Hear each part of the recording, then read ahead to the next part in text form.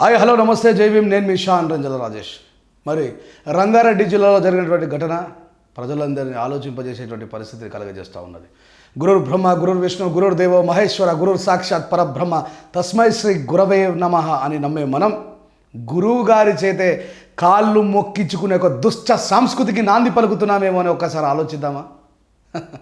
మరి కంబంపల్లి రాములు అనేటువంటి ఒక దళిత టీచర్ని స్పెషల్లీ ఈరోజు మాదిగ పంచాయతీ నడుస్తున్నటువంటి సందర్భంలో చెప్పాల్సి వస్తుంది. కాబట్టి ఒక మాదిగ టీచర్ని అక్కడ ఆయన ఒక మ్యాథ్స్ సంబంధించినటువంటి సిలబస్ గురించి మాట్లాడుతుండగా సమాధానం చెప్పలేనటువంటి ఆ స్టూడెంట్ని లేపే ప్రయత్నం చేసినప్పుడు మాస్టర్ గారి కాలు తాకింది అనేటువంటి ఒక వదంతు నడుస్తూ ఉన్నది.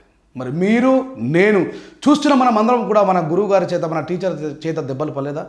మనము సక్రమమైన మార్గంలో నడవనప్పుడు దెబ్బలు కొట్టడం అనేది వాళ్ళు కక్ష సాధింపు చర్య కాదనేటువంటి విషయం మీకు నాకు మనందరికీ తెలియదా? అలా ఒక మతానికి సంబంధించినటువంటి వైరుధ్యాన్ని తీసుకొని వచ్చి స్కూల్లో ఆపాదించడం అనేది నిజంగా ఇది చాలా విరుద్ధమైనటువంటి చర్య, సిగ్గుచేటని చెప్తా ఉన్నా. ఒకవైపు క్రైస్తవ పాఠశాలల్లో విద్యార్థులు బొట్టు పెట్టుకొని రానివ్వట్లేదని చెప్పేసి మరి క్రైస్తవ పాఠశాలలపైన దాడులకు పూనుకుంటున్నటువంటి మూకలు ఈరోజు సమాధానం చెప్పాలి. ఒక హిందూ అయినటువంటి రాములు టీచర్ని ఒక హిందూ అయినటువంటి మరి స్టూడెంట్ కాలు మొక్కిపిచ్చి మీరు ఈ హిందుత్వానికి ఏ రకమైనటువంటి దుష్ట సంస్కృతిని అలవాటు చేస్తూ ఉన్నారు, సభ్య సమాజం ముందు ఈ హిందుత్వం యొక్క దుస్థితిని ఎంతకు దిగజారుస్తున్నారు అనేటువంటి విషయాన్ని ఒకసారి మీరే ఆలోచించుకోవాలని చెప్తా ఉన్నాను.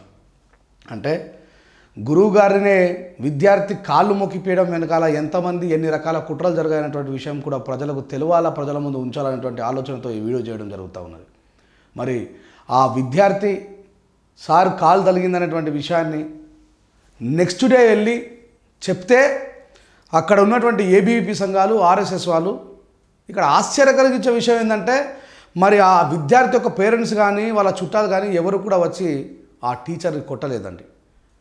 అక్కడక్కడ పరిసర ప్రాంతాల్లో ఉన్నటువంటి ఆర్ఎస్ఎస్ వాళ్ళు ఏబీవీపీ వాళ్ళందరూ మూకుమ్మడిగా వచ్చి సంఘటన జరిగిన తర్వాత 2 రోజులకు వచ్చి టీచర్ని ఘోరంగా చితకబాది బట్టలు చింపేసి బనియన్ కూడా లేకుండా చింపేసి అక్కడ ఆ వీడియో తీయడానికంటే ముందు ఏ విద్యార్థి అయితే కాలు తగిలిందని చెప్పి మాట్లాడుతున్నారో నాకు ఇప్పటికీ అర్థం కాని విషయం ఏంటంటే అసలు ప్రభుత్వ సంస్థలకి మతపరమైనటువంటి ఎలాంటి ఆలోచన ఉండొద్దు అనేది రాజ్యాంగం స్పష్టం చేస్తుందనే సంగతి మీకు తెలియదా? అలా అసలు ఎలాంటి దుష్ట సంస్కృతికి మీరు నాంది పలుకుతున్నారు? విద్యార్థి తప్పు చేస్తే కొట్టే అధికారం ఖచ్చితంగా టీచర్కు ఉంటుంది. అది మనం అనుభవించాం, మీరు చూస్తున్న వాళ్ళు అనుభవించారు. అక్కడ కొట్టడం కాదు, ఆయన అయ్యప్ప స్వామి మాలను దింపలేదు, లేకపోతే నువ్వు బొట్టు ఎందుకు పెట్టుకున్నారా, నేను బొట్టును తుడిచేసుకొని రమ్మని చెప్పలేదు. ఆ అబ్బాయిని గౌరవిస్తున్నా. మరి ఎందుకోసం అబ్బాయి స్కూల్కి వచ్చింది? విద్య నేర్చుకోవడం కోసం వచ్చిందా, లేకపోతే గొడవ పెట్టడం కోసం వచ్చిందా? అట్లాంటప్పుడు మీరు మాల వేసుకున్న రోజులు స్కూల్కి పంపద్దు, ఇంట్లోనే పెట్టుకోవాలి. మీరు స్కూల్కి పంపిరు ఆ విద్య నేర్చుకోవడానికి వచ్చినటువంటి ఆ విద్యార్థికి ఈ రాములు గారి పని ఏంటండి? విద్య నేర్పడమే కదా. క్వశ్చన్లు అడిగిండు, సమాధానం చెప్పలేడు, లేచి నిలబడనేటువంటి క్రమంలో కాలు దాకింది అనేటువంటిది చెప్తా ఉన్నారు. అది పూర్తిగా అస్పష్టమైనటువంటి విషయం కూడా తెలియదు. అంటే కేవలం కాలు దాకిందని చెప్పేసి చితకబాది బట్టలు మొత్తం చింపేసి గొడ్డును బాదినట్టు బాది భయకంపితులకి లోను చేసి ఒక గవర్నమెంట్ టీచర్ని కుట్టడం ఎంత పెద్ద తప్పు తెలియదా? తీసుకపోయి ఆయన కాలు మించి మొక్కిచ్చి ఆ వీడియో వైరల్ చేస్తూ ఆ టీచర్ వెళ్ళి సార్ ఇట్లా మా స్కూల్ మీదకి కొద్దిమంది ఆర్ఎస్ఎస్ వాళ్ళు ఏబీపీ వాళ్ళు వచ్చి దాడి చేసిండ్రు అని ఆ పోలీస్ స్టేషన్లోకి వెళ్ళి కేసు పెడితే అక్కడ ఉన్నటువంటి పోలీస్ ఆఫీసర్లు ఏమంటారంటే ఇది మీకు అవసరం సార్, రిటైర్మెంట్కి దగ్గరగా ఉన్నారు, వాళ్ళతో పెట్టుకుంటే మీరు గెలుస్తారా సార్, వాళ్ళతో పెట్టుకుంటే మీరు నిలుస్తారా సార్? అసలు ఏ రకమైనటువంటి ప్రభుత్వం నడుస్తుంది నాకు అర్థం కాదు. రేవంత్ రెడ్డి గారు అసలు మీరు కాంగ్రెస్ పార్టీ లేకపోతే బీజేపీ పార్టీ లేకపోతే మీ అంతర్గతంలో ఉన్నటువంటి ఆర్ఎస్ఎస్ ఎజెండాని అమలు చేయాలని చెప్పేసి పూనుకుంటున్నారా నాకు అర్థం కాదు.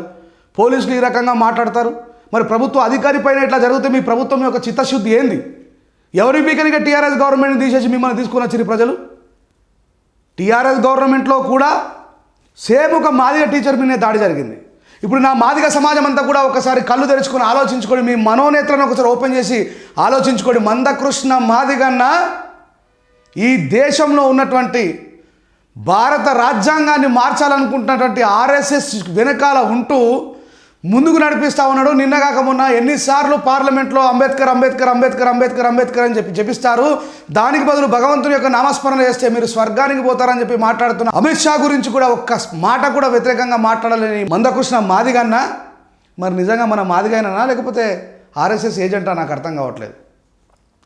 టీఆర్ఎస్ గవర్నమెంట్లో కూడా ఒక మాదిగా టీచర్ మీద దాడి జరిగినప్పుడు స్పందించలేని మందకృష్ణ గారు ఈరోజు మరి మాదిగా ఉపకులాలు మాదిగా కళాకారులు అందరూ కూడా ఒక సంఘంగా ఏర్పడి సంఘటితంగా ఏర్పడి భారత రాజ్యాంగాన్ని ధ్వంసం చేస్తున్న ఆర్ఎస్ఎస్కు మద్దతు ఇస్తున్న వాళ్ళంతా కూడా నిన్నగాక మొన్న ఇంకా కొత్తలు కూడా పోయి జాయిన్ అయినారు. వాళ్ళందరికీ కూడా ఈ సందర్భంగా నేను ఒక విషయం చెప్పదలుచుకున్నా.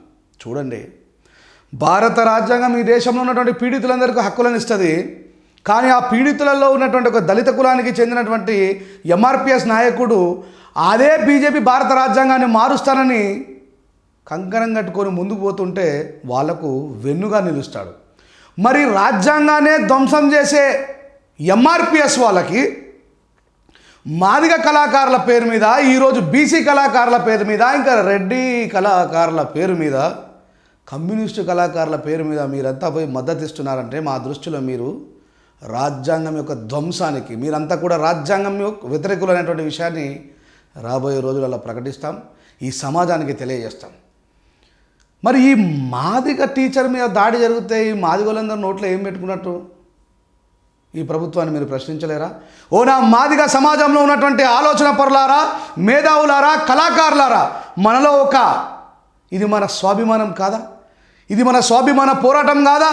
దశాబ్దాల కాలాల నుంచి స్వాభిమాన పోరాటం చేస్తున్నటువంటి మనం ఒక గవర్నమెంట్ టీచర్ని, మన జాతిలో ఉన్న ఒక గవర్నమెంట్ టీచర్కి కనీసం సంఘీభావం తెలియజేయలేకపోతున్నామంటే అంతగా ఆర్ఎస్ఎస్ వాళ్ళు ఇచ్చినటువంటి డబ్బులతో మీ నాలుకలు మూసుకుపోయినాయా? మీ కళలు కదలడం లేదా? మీ గొంతులు ప్రశ్నించడం లేదా? ఆర్ఎస్ఎస్కు అమ్ముడు పోయినటువంటి ఎంఆర్పిఎస్ కో అని మేము అనుకోవాలా? ఈ విషయం అలాంటి విషయాన్ని స్పష్టం చేస్తూ ఉన్నది. ఈరోజు కలిసి ఉద్యమాలు చేసేటువంటి మనం, ఎక్కడ ఎవరికి అన్యాయం జరిగినా స్పందించే మనం, బీసీలకు కావచ్చు, మైనార్టీలకు కావచ్చు, క్రైస్తవులకు కావచ్చు, ఎస్సీలకు కావచ్చు, ఎవరికి జరిగినా కలిసి ఉద్యమాలు చేసి అందరికంటే ముందు మొదటి గొంతుగా మాట్లాడే మనం గత 3 రోజుల నుంచి చూస్తూ ఉన్నాం. ఇదే N9 మీడియా మీద అవాకులు చవాకులు పేలుస్తూ ఉన్నా, లుచ్చనా కొడుకులకు చెప్తా ఉన్నా. ఇప్పుడు చెప్పండి రా, నాకు అర్థం కాదు. ఆ మాదిగ టీచర్ మీద అన్యాయం జరిగితే N9 మీడియా తప్ప మిగతా ఎవరైనా చూయించారా అని చెప్పి అడుగుతున్నా. ఈరోజు రెంజర్ల రాజేష్ కూడా వచ్చి N9 మీడియా ముందర మాట్లాడడానికి గల కారణం కూడా అదే.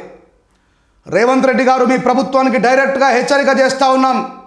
బాబాసాహెబ్ అంబేద్కర్ గారి వారసులుగా సమతా సైనికులు మిగతా అన్ని ఆర్గనైజేషన్ నుంచి మేము డిమాండ్ చేస్తూ ఉన్నాం. మీరు అక్కడ ఉన్నటువంటి ఆ అసాంఘిక శక్తులను అరెస్టు చేసి, ఆ అరెస్టు చేసిన విషయాన్ని ప్రభుత్వం ద్వారా ప్రజలకు తెలియజేయకపోతే 41 సిఆర్పిఎస్ నోటీసు లొట్టపీసు అని చెప్పి చూయించి, ఆ కారణాలు చెప్పి లంచాలు తీసుకొని పోలీసులు ఎస్సీ ఎస్టీ అట్రాసిటీ కేసుకు ఏ రకమైనటువంటి 41 సిఆర్పిఎస్ నోటీస్ వర్తించదు. దానిపై చాలా పోరాటాలు చేసి 41 సిఆర్పిఎస్ నోటీస్ లేకుండా జైల్లో వేయించినటువంటి వ్యక్తిని నేను.